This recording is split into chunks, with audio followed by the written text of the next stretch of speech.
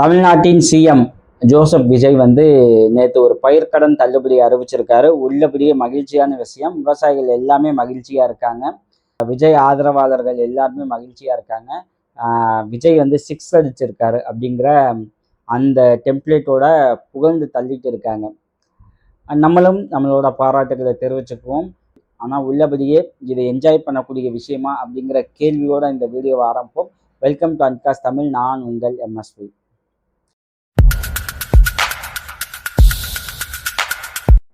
எலெக்ஷனுக்கு பிஃபோர் இந்த கேம்பெயினில் விஜய் என்ன பேசினாரு அப்படிங்கிற ஒரு விஷயம் இருக்குது. ஓகேங்களா? பயிர்க்கடன் தள்ளுபடி செய்யப்படும் அப்படின்னு பேசினாரு. அதைத்தான் இப்போ விஜய் வந்து சிஎம்மாக உட்காந்தவன செஞ்சுருக்காரு. எல்லாருக்குமே மகிழ்ச்சியான விஷயம் தானே. ஆனால் அதில் நிறைய லூப் ஹோல் இருக்குது. அது என்னன்னு ஒவ்வொன்றா இப்போ பார்க்க போகிறோம்.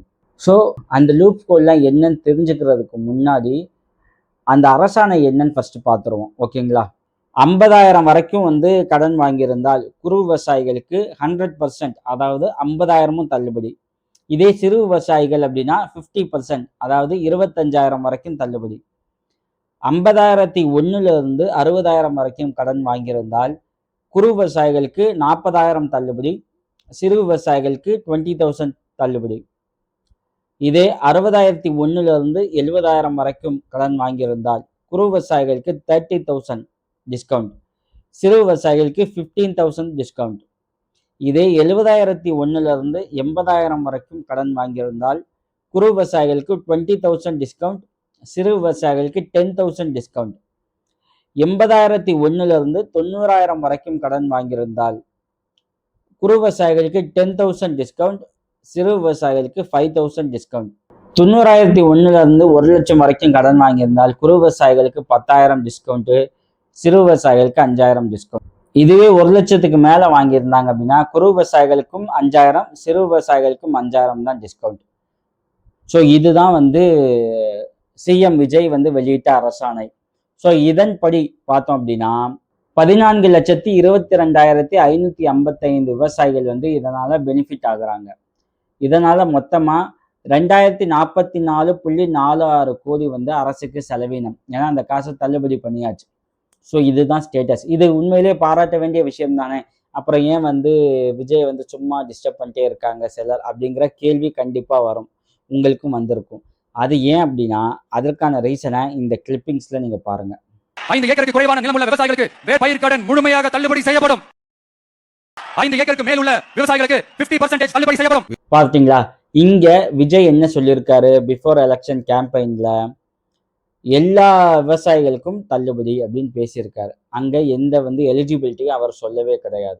ஓகேங்களா? ஆனா இங்க என்ன பண்ணியிருக்காரு அப்படின்னா எவ்வளவு கடன் வாங்கியிருக்காங்கன்னு வகையா பிரிச்சு இவ்வளவுதான் உங்களுக்கு லிமிட் அப்படின்னு சொல்லிட்டு ஒரு கிரைட்டீரியா வச்சிருக்காரு. அதாவது 50,000 வரைக்கும் வாங்கினா 50,000 தள்ளுபடி, அதே 1 லட்சத்துக்கு மேல வாங்கினா வெறும் 5,000 தான் தள்ளுபடி. அப்படின்னா ஷாக்கிங்கா இருக்குமா இல்லையா? குறைந்தபட்சம் அதில் 50,000 50% வந்து டிஸ்கவுண்ட் பண்ணியிருந்தா கூட ஓகே. ஆனால் வெறும் 5,000, 1 லட்சத்துக்கு மேலே வாங்கின கடனுக்கு வெறும் 5,000 மட்டும் நீங்கள் டிஸ்கவுண்ட் கொடுத்தீங்க அப்படின்னா எந்த வகையில் லாஜிக்? இது மக்கள் மத்தியில் ஒரு கோபம் வருமா வராதா? டெஃபினட்டாக வந்திருக்கு. ஏன் அப்படின்னா இன்னைக்கு வந்து பேசுவாங்க. ஏன்னா கேம்பெயினில் பார்த்தீங்க அப்படின்னா அவர் வந்து எந்த எலிஜிபிலிட்டியும் சொல்ல, டிஎம்கேவையும் அட்டாக் பண்ணார். டிஎம்கே மாதிரி எல்லாத்துக்கும் சொல்லிட்டு அப்புறம் வந்து நாங்கள் எலிஜிபிலிட்டி தான் பிரிக்க மாட்டோம் அப்படின்னு பேசியிருக்காரு. ஓகேங்களா? அந்த கிளிப்பிங்ஸையும் போடுறேன் பாருங்க. திமுக மாதிரி எல்லாருக்கும் சொல்லிட்டு அதுல தகுதி ஃபிக்ஸ் பண்ணி பாகுபாடு காட்டி ஏமாற்ற மாட்டோம். ஆனா இவர் என்ன பண்ணாரு? இவரும் எல்லாத்துக்கும் சொல்லிட்டு இங்க வந்து தகுதி வந்து நிர்ணயம் செய்யறாரு. இங்க அதுதான் பிரச்சனையா இருக்கு. அது மட்டும் இல்ல, இன்னொரு விஷயம் இருக்கு. இந்த கடன் வந்து எப்ப வாங்கியிருக்கணும் அப்படின்னா 2025 மே 1 இருந்து 2026 பிப்ரவரி 28க்குள்ள வாங்கியிருந்தால் மட்டும்தான் கடன் தள்ளுபடி. அதுக்கு முன்னாடி வாங்கினாலோ அதுக்கு பின்னாடி வாங்கினவங்களுக்கோ என்ன ஸ்டேட்டஸ்ன்னு இன்னும் ஒரு கிளாரிஃபிகேஷன் கவர்மெண்ட் கொடுக்கல. ஸோ இதெல்லாம் வந்து டெஃபினட்டாக ஃபார்மர்ஸ் மத்தியில் ஒரு பெரிய இம்பாக்டை கிரியேட் பண்ணும் டிவிகே கவர்மெண்ட் மேலே. ஏன்னா அவரே தான் சொன்னார், நம்ம சொன்னதை செய்வோம், நம்ம மேனிஃபெஸ்டோ தான் நம்ம நேர்மை அப்படின்னாரு. முதல் தேர்தல் அறிக்கை கூட நேர்மையான உத்தரவாதம்னு சொல்கிறோம். அவரோட நேர்மை எப்படி இருக்குது அப்படிங்கிறத இப்போ இந்த வீடியோவில் உங்களுக்கு கிளியராக சொல்லியிருப்போம். ஒரு அனுபவம் இல்லாமல் ஒரு சிஎம் வந்து ஆட்சி அமைக்கிறாரோ அப்படிங்கிற ஒரு ஐயப்பாடு உருவாகி இருக்கு. மக்கள் மத்தியில. ஏன்னா கன்டினியூஸா இங்க வந்து லா அண்ட் ஆர்டர் இஷ்யூ வந்துகிட்டு இருக்கு. எதுவுமே பேச மாட்டேங்கிறார். அப்போ இந்த கோயம்புத்தூர் சிறுமி பாலியல் வன்கொடுமை வழக்குல கூட என்ன பண்ணியிருக்காங்க அப்படின்னா, அவர வந்து பெருசா இன்வால்வ்ட் ஆகல அப்படிங்கிற ஒரு கிரிட்டிசிசம் வந்ததுக்கு அப்புறம் ஃபோன்ல பேசியிருக்காரு. இப்ப பள்ளிக் கல்வித்துறை அமைச்சரா இருக்க ராஜ்மோகன் வந்து பிஃபோர் எலக்ஷனுக்கு முன்னாடி ஒரு இன்டர்வியூல பேசினாரு. வீடியோ கால்ல வரவர் எங்க தலைவர் கிடையாது. வீட்டுக்கே வரவர் அப்படின்னு பேசினாரு. எங்க வீட்டுக்கு வரல. வீடியோ கால்ல கூட வரல. ஃபோன்ல தான் பேசியிருக்காரு. சரி, நீங்க தாங்க பேசுனீங்க கேம்பெயின்ல. உங்க கேம்பெயினோட சாங் என்ன? ஸ்லோகம் என்ன?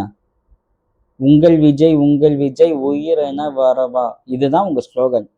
இங்க உயிரே போனாலும் நீங்க வரமாட்டேங்கிறீங்க. இதுதான் டிவிகே கவர்மெண்ட்டா அப்படிங்கிற சந்தேகமும், கேள்வியும், அச்சமும் மக்கள் மத்தியில உருவாக ஆரம்பிக்குது. இது வந்து ஒரு கவர்மெண்ட்டுக்கு நல்ல விஷயம் கிடையாது.